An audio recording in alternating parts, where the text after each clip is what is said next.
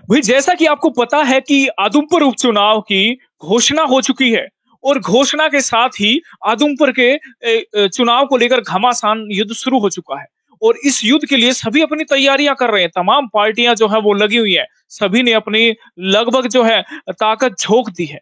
और अब जो है आपको बड़ी अपडेट मैं दे रहा हूं कि आदमपुर उपचुनाव में क्या होने वाला है, क्या होगा, उसका परिणाम क्या होने जा रहा है और इसके किन कारणों पर, किन मुद्दों पर यह चुनाव होने वाला है और क्या इसके समीकरण रहेंगे, वो तमाम बातों पर बातचीत करेंगे। और इस समय हमारे साथ मौजूद है एक मेहमान, कृष्ण बिश्नोई जी। जी हाँ, कृष्ण बिश्नोई वही हैं जो कि आदमपुर उपचुनाव में बीजेपी की तरफ से प्रभारी हैं, जो बीजेपी को एक वरिष्ठ नेता के रूप में जाने जाते हैं और अच्छी राजनीति पकड़ उनकी है, अच्छा जानकारी उनकी है राजनीति में। तो चलिए बातचीत करते हैं उनसे। सर नमस्कार, स्वागत है हमारे चैनल। नमस्ते संदीप जी, बहुत बहुत स्वागत है आपके सभी दर्शकों का।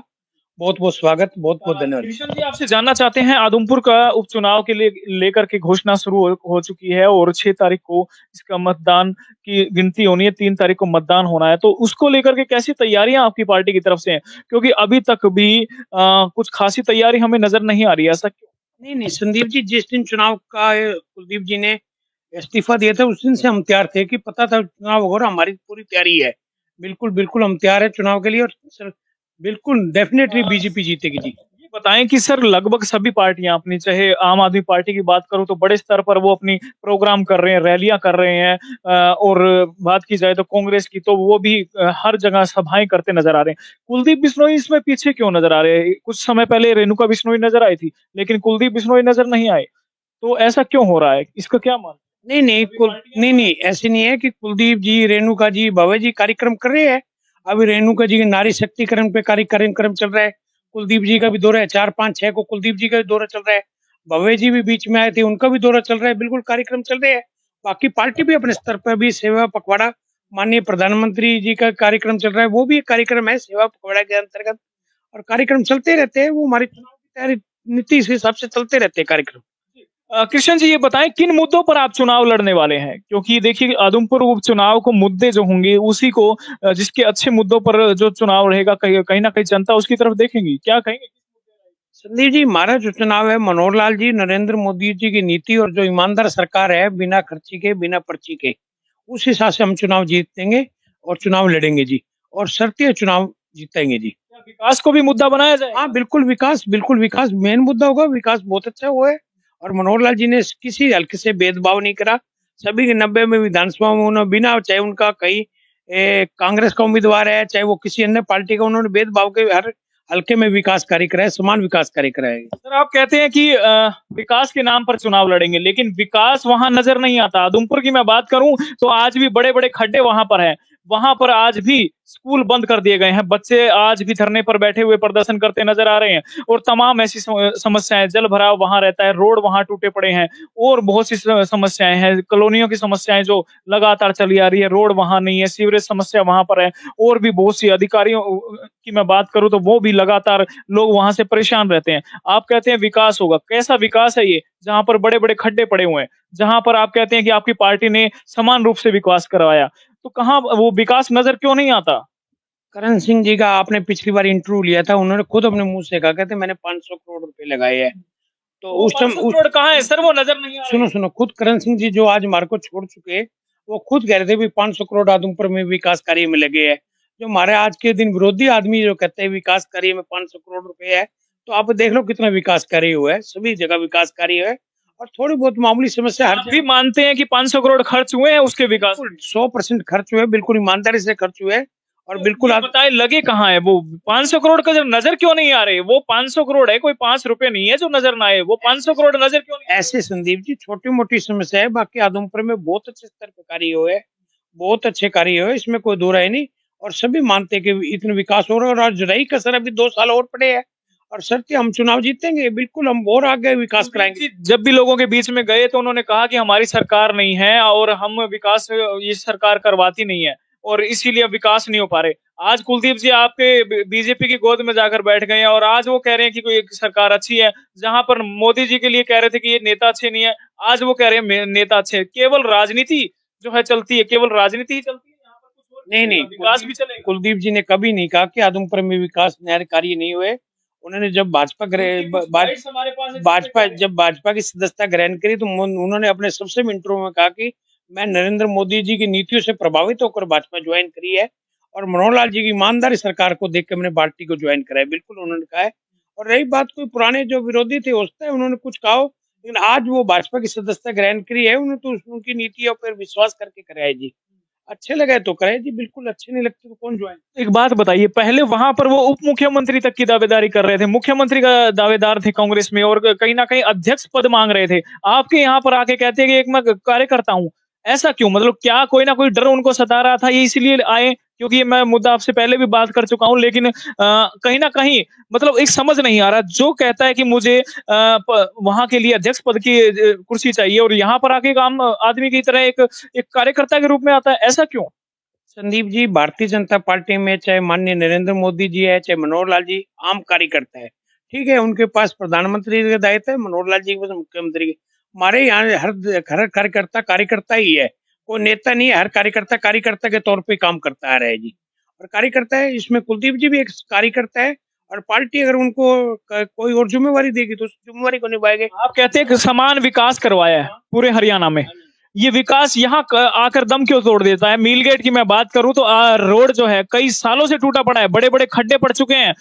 कई पीढ़ियां जो हैं वो वहां से गुजरती नजर आ रही है, कहती है कि भाई बहुत बुरा हालात यहाँ पर है। वो विकास वहां क्यों नहीं नजर आता? जहाजपुल चौक से लेकर के मीलगेट तक का रोड आप भी वाकिफ है, मानते हैं आप खड्डे हैं या नहीं है? मानते हैं वहां पे? देखो, मैं विकास ने वहां दम तोड़ दिया है। बीजेपी का विकास वहां कहाँ चला गया? मैं बताता हूँ। पड़ाव चौक से जो ऑटो मार्केट से सड़क जाती है, जो आपके पड़ाव चौक तक, जो यहाँ से शुरू हो जाती है बरवाला चुंगी से, आज तक सड़क नहीं बनी थी। हमारी सरकार आने बाद वो सड़क बनी, और सड़क बनी है बिल्कुल अच्छी तरीके से। रिकॉर्ड बात है ये, सड़क बनी है। और रही बात छोटे मोटे खड्डे आ जाते हैं, कोई बात नहीं, दूर हो जाएंगे। छोटे मोटे खड्डे देखिए जनता जी, देखिए नेताजी क्या कह रहे हैं कि छोटे मोटे खड्डे। आप ये बताएं कि मील गेट पे कितने बड़े बड़े खड्डे हैं? आप बताएं कि वाकई में मील गेट जो है वो खड्डों का शहर है, बन चुका है या नहीं बन चुका, एरिया बन चुका है नहीं बन चुका? रोड वहां कम नजर आता, खड्डे जनाब बहुत ज्यादा नजर आते हैं। अगर आप शायद अगर वहां से नहीं गुजरे तो कल मैं आपके साथ चलता हूँ, आपको दिखाते हैं कि कितने खड्डे हैं। वो खड्डों के ऊपर ही रोड बना हुआ, मतलब वहां रोड नहीं है, केवल खड्डे हैं। कहते हो विकास किया आपने मीलगेट क्षेत्र में, जहां पर दो विधायक लगते हैं वहां पर, फिर भी ऐसा विकास। निकाय मंत्री हरियाणा के निकाय मंत्री, उनका हिसार क्षेत्र, और वहां इतने बड़े बड़े खड्डे, ऐसा क्यों? ऐसी बात नहीं है कि अभी बरसात आ गई होगी, कोई टूट फूट होगी तो वो जल्द से जल्द ठीक हो जाएगी, ऐसी बात नहीं है। कब होगा सर ये विकास, कब होगा ये? ऐसे विकास आप आदमपुर में भी करेंगे? 100% आदमपुर में तो बहुत विकासकारी हुआ है। बिल्कुल ऐसा ही विकास, बिल्कुल अच्छा विकासकारी होगा, 100% अच्छा कार्य।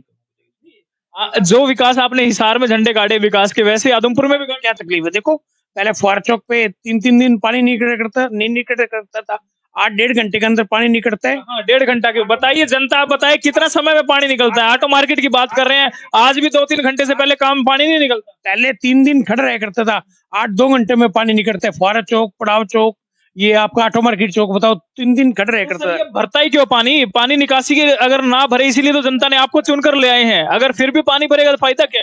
जो आज से बहुत साल पुरानी जो सीवर व्यवस्था थी, वो 8 mm के हिसाब से बनी थी। आज जो बारिश हो रही है वो 32 mm के हिसाब से बारिश होती है, इसलिए पानी का ठहराव हो जाता है। लेकिन वो निकलता कितनी जल्दी है, ये बात देखो नहीं आप। जो पुरानी सीवर व्यवस्था है वो बहुत पुरानी व्यवस्था थी, 8 mm के हिसाब से थे, और जो बारिश होती है वो 32 mm के हिसाब से होती है, इसलिए पानी खड़ा रहता है और कितनी जल्दी निकास होता है। सरकार को लेटर लिख दीजिएगा अपना क्या नाम, प्रभु को, भगवान को, कि भाई यहाँ पर बरसात ज्यादा कर रहे हो आप और इससे है ना हमारा सिस्टम खराब हो गया। 8 mm की हमारे पास विकास इतना ही है कि 8 mm के पाइप लगा सकते हैं हम, इससे ज्यादा विकास नहीं हमारे पास। आएंगे, देखो बरसात तो भगवान पे है, लेकिन ये बात मानो संदीप जी, पानी जो पहले 3 दिन नहीं खड़ा रहा करता था, वो पानी अब 1.5 घंटे में निकलता है। ये बात भी देखो नहीं आप, ये बात भी देखो आप।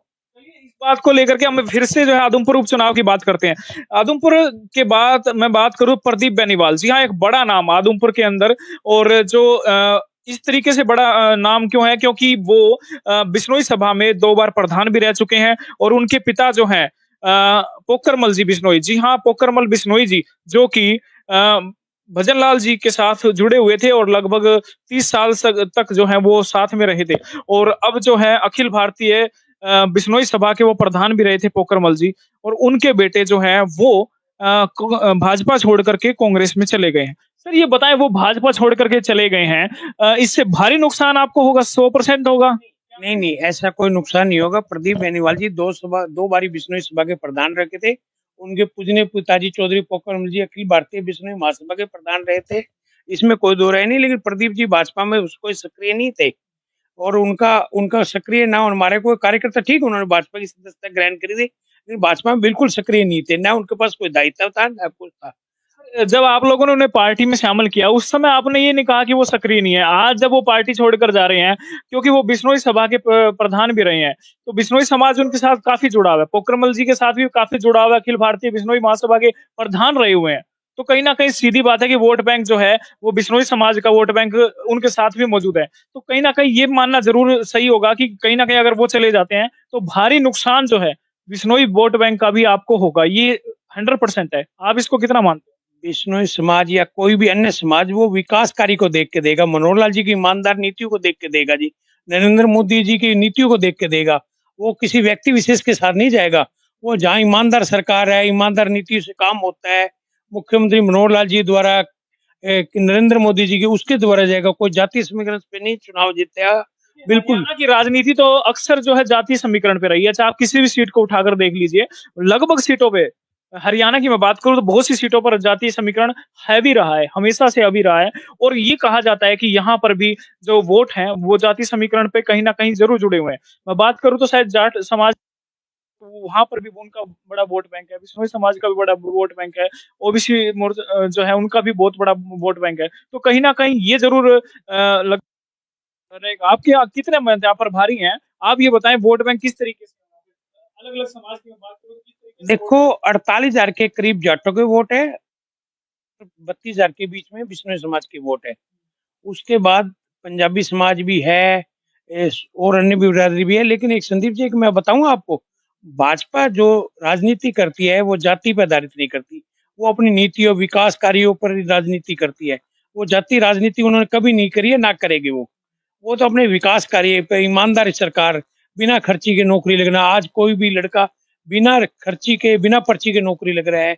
आपको बता देता हूं, आप ही की सरकार में चुने हुए जो बहुत से कलरक थे उनको हटाया है आपकी सरकार ने। भाई आप लोग, आपके डॉक्यूमेंट ठीक नहीं है, आप लोग फर्जी लग गए हैं, आप पता नहीं किस तरीके से एंट्री कर गए हैं। तो एक बड़ी बात आप कहते हैं बिना पर्ची और बिना खर्ची नहीं होता, तो वो कैसे हो गया? वो लोग कैसे लग गए और इतना बड़ा घपला कैसे हो गया? और पिछले दिनों की मैं बात करूं, एक बड़े अधिकारी को भी सस्पेंड किया गया, हटाया गया, क्योंकि पेपर भी कैंसिल हुए। तो ये सब चीजें आपके सरकार में बार बार आ रही हैं। क्यों आ रही है? क्योंकि बड़ा भ्रष्टाचार सामने।